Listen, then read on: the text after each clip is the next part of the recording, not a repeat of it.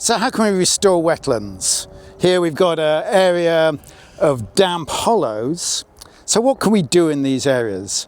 The exciting idea now is to reimagine these as ghost ponds. And I'm here with Carl Sayer, who's the expert on ghost ponds. It's very much his idea.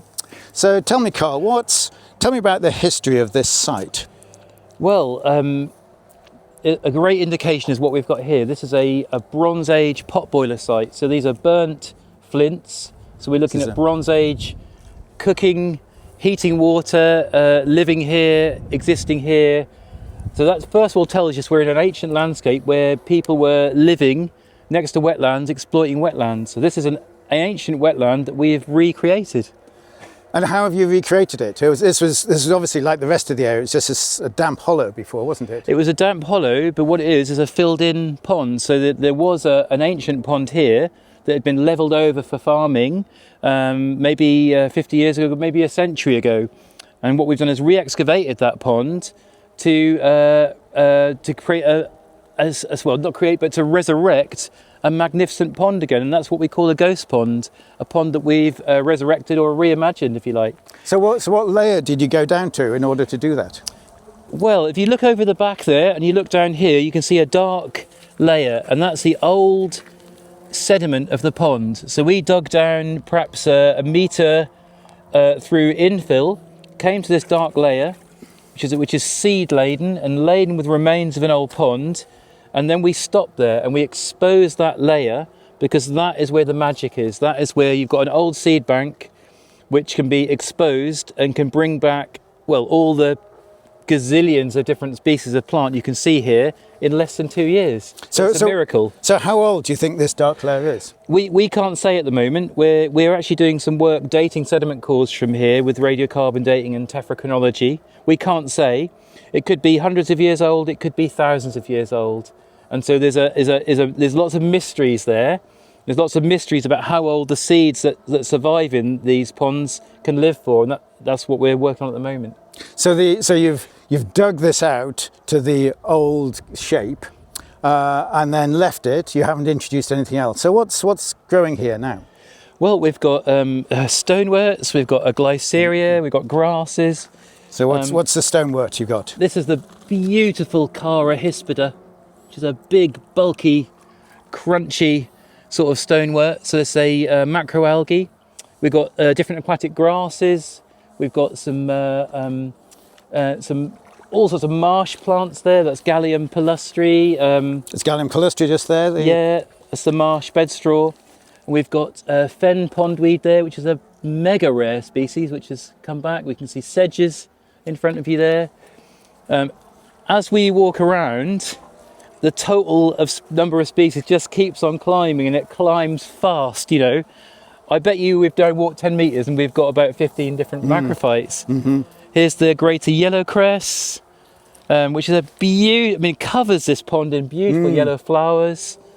And there's quite a lot of life too. There's water boatmen and whirligig beetles and spiders. If you have water and you have plant structure, then everything else follows very quickly. And the miracle of this really is that all of these plants, we think, have come back from seed. They've not dispersed in. And gypsywort too. So why do you think that? Why? Obviously this could have come on characteristic duck's foot, etc. Yeah. Well, you do get dispersal of plants into water bodies, but the rapidity of this is one indication that this is coming back from a seed bank, you know, hundreds, maybe more years old.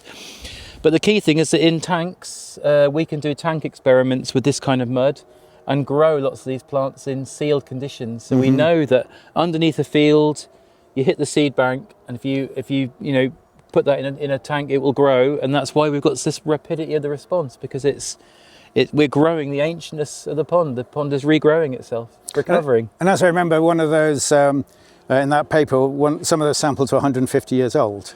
Yeah, so we know we can do. We know that seeds will grow for at least 150 years. After that, we don't know, but we suspect it's longer, and that's what we're working on at the moment. So the breakthrough is going to come quite soon. We're going to know just how old these seeds are going to, can live for, buried underground. We suspect it could be a long, long time. which is very exciting for wetland conservation because it means we can bring all these ancient wetlands back and truly recreate the wetlands of old from what used to be there. You know, we're not relying on dispersal.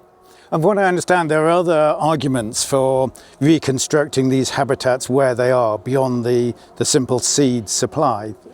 Yeah, I think this landscape is, you know, has these ponds in, you know, and we're close here to a triple SI, which is full of ancient existing ponds. That's a site of special scientific interest, a well-protected site. That's right. And so things are going to disperse across here.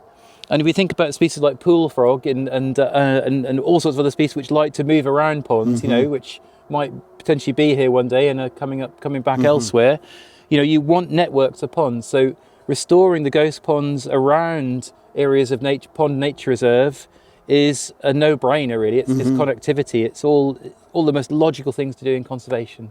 And the other arguments I've heard is that creating a pond where ponds used to be means that it fits in with the existing landscape, and it probably fits in with the hydrology, and it makes cultural sense, and it makes hydrological sense and geological sense in order to, you know, without other bits of knowledge, just put it where it used to be. That's likely to be the best place. Well, that's exactly what a farmer told me about 15 years ago. He said, why dig a new pond when you can dig one where it used to be?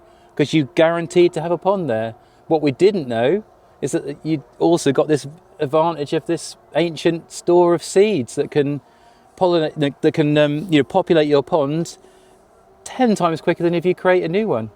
So it's a brilliant thing to do. And elsewhere, you found some really surprising plants, haven't you? Even in here, we're seeing some rare stuff, but we've found things that hadn't been seen in East Anglia for a century. We found things which are locally extinct, regionally extinct, will come back because they're dispersing through time. So if you have good water quality and you've got this viable seed bank, anything is possible, you know. And I think it's one of the most successful forms of ecological restoration that we know.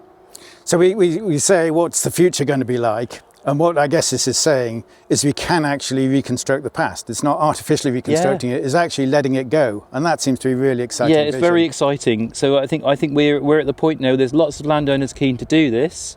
We've got the know-how of how to do it through trial and error. We know how to excavate these ponds. It doesn't cost very much. So an extremely, we're at a very positive point where we could do a lot of stuff to the landscape, and these ponds have a big biodiversity lift. So it's a no-brainer for me. So at what scale could you do it? How many ponds do you think are possible? Well, you can do a pond in a day or a day and a half. So let's just think, the pond season runs from about, for ghost ponds, probably, well, we could do it now this year because it's dry. So you're going from June, July to into October. So you can think how many you can do with one machine. Think about multiple machines. And I remember you saying that you've got 10,000 potential ghost ponds in Norfolk. So there's lots to keep you busy. Norfolk alone's got 10,000 ghost ponds. So I'm not going to finish all those in my lifetime, but I'll have a go. I look forward to coming back and seeing what this looks like in a few years' time. Yeah, please do.